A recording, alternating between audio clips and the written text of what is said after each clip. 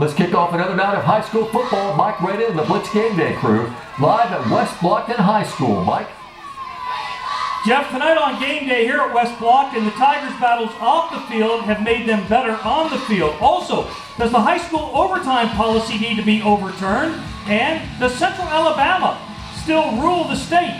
Blitz Game Day's on the air. The games that matter, the players to watch, the week's hottest stories. It's Blitz Game Day, brought to you by Legacy Federal Credit Union.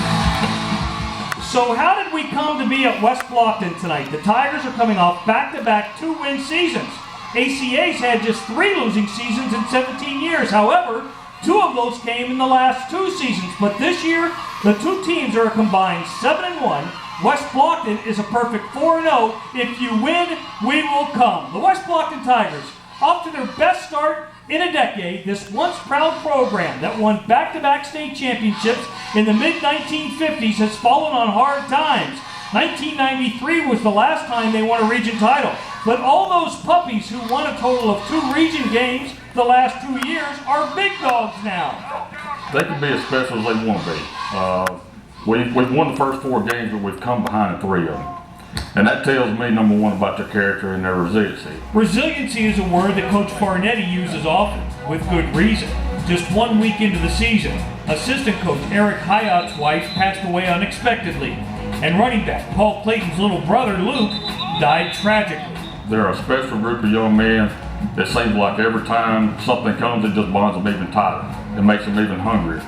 It's like a brotherhood. We're the true definition of team. Nobody cares about stats, tackles, rushing yards. It don't matter as long as at the end of the day, the school board says that we're up. It don't matter. We're all happy.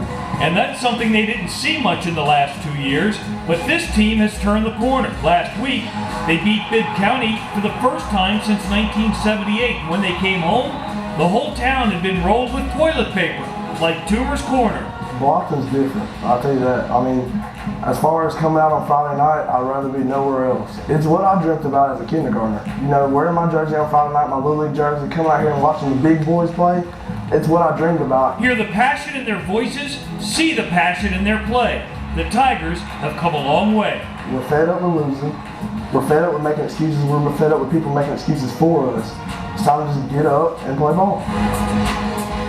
Ryan Brown from the Roundtable on WJOX joins me now. And Ryan, what makes this West Blocton team go? Well, you use the old Pat Dye phrase, the puppies, and they are big dogs now. And they've had to play a lot of games together, and they've taken their lumps, but now they're seniors, and they're big-time leaders on this team. Guys like Jalen Gaines, he's already got 351 rush yards, half of what he had last year, 27 tackles. And then Caleb Goley, 41 tackles, 2 sacks this year, 7 for his career. Those guys have had to grow up on this field. I touched on the proud history, a couple of state championships back in the 50s, but it's more than just 1 loss numbers, isn't it? Well, Morris Higginbotham is an Alabama High School Athletic Association Hall of Famer. He won the 2 championships back in the mid-50s. But Mike, this team has not won an area or region championship since 1992. That's when Chris Yeager was the coach here. He's at Mountain Brook now. And now it's Greg Farnetti who's in charge, and he's been the head coach of the Tigers now since 2004. Yeah, but unfortunately he's had 4 losing seasons, and that's not horrible in that time, but 2 over the last 2 years. However, with a win here tonight, he becomes this program's all-time winningest coach. Well, like West Blocton, American Christian has had to win some close games to get to where they sit at 3-1 on the season. The Patriots are coming off of their best offensive performance of the season, 49 points against Greene County. After back-to-back losing seasons, the school turned to one of its own. Chris Smelly to turn things around. This game will tell us a lot about where we are. You know, it's the next game, and so we'll prepare for it like that. But I think this will really kind of give us a good look at where we are as a team, what things we need to improve on as we get into the final stretch of region games. When Smelly's pass as a player, he certainly has the players' attention. Well, and he certainly should. You know, when you've been a quarterback for Steve Spurrier, that says all you need to know. But when you look at his high school career, this was a guy who has been tremendous. As far as small schools go in Alabama, one of the best ever. This guy has the resume where players need to learn from him. But Smelly can't play tonight. What? So what does ACA have to do to beat West Blocton? Well, as you often see when a team is coached by a former quarterback, they get good quarterback play, and this was no different. Cade Young, last week, 13 of 17, 266, threw for 3 touchdowns, ran for another one against Greene County. He's an excellent quarterback. All right, before I forget, just a reminder to tune in tonight to WABM My 68 at 7 o'clock. The Friday Night Rivals Game of the Week. John Carroll at Mortimer Jordan. Chris Stewart, Tyler Watson, Doug Greengard will bring you all the sights and sounds. That's John Carroll at Mortimer Jordan, 7 o'clock on My 68. Who's 68? My 68. Coming up on game day, do we still play the best high school football in the state right here in Central Alabama? And after an epic overtime game last week, does the overtime rules need to be overhauled? We'll have those stories and more as Blitz Game Day rolls on.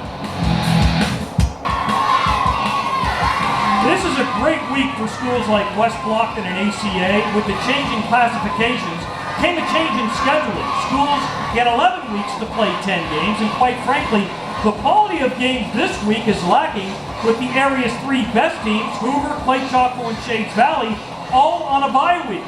Spain Park and Homewood also have bye weeks, Ryan. On the one hand, it gives us a great chance to feature schools like the 2 here tonight, but is there also a downside? Well, there can be, and we see it sometimes in the SEC when all your big name schools have byes at the same time, and they've tried to address that. But you know, there are some other interesting games. Hewitt is at Gadsden City, Macadoria, Pinson Valley, and Vestavia Hills is at Oxford. An interesting side note there, longtime defensive coordinator Peter Brash's son is getting married. Coach Buddy Anderson said going to the rehearsal dinner. First time in the Buddy Anderson era, Peter Brash will not be at his side. That's the first time in 37 Amazing, seasons. yeah. I mentioned Hoover has the week off, which is always sort of a mixed blessing for a team like them.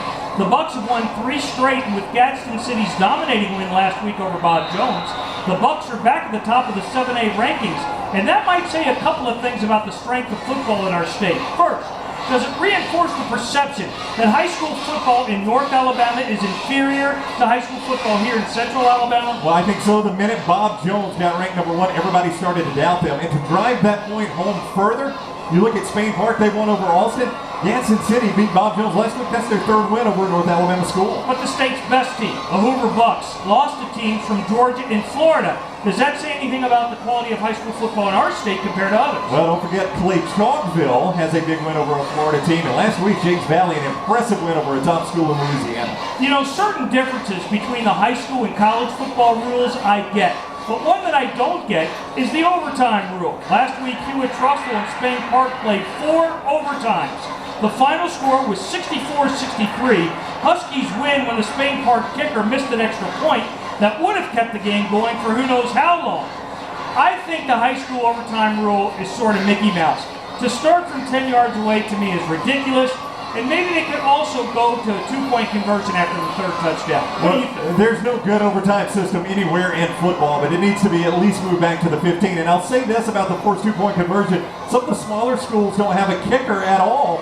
You force them to go to the 2-point conversion, it benefits them more than other schools. All right, so Ryan, so far you're 4-1 this season on your Game of the Week predictions. Who are you picking tonight? Well, I'm a believer in West Blocton. I have bought in. It's a great start for their school. They've got pass rushers that can get after that American Christian Academy passing attack. I'm going with the home team tonight, the Tigers. Going with the Tigers to go to 5-0 on the season. Thanks for watching, everybody. Don't forget to tune in to WABM My 68. Who's 68? My 68 to watch John Carroll at Mortimer Jordan live starting at 7.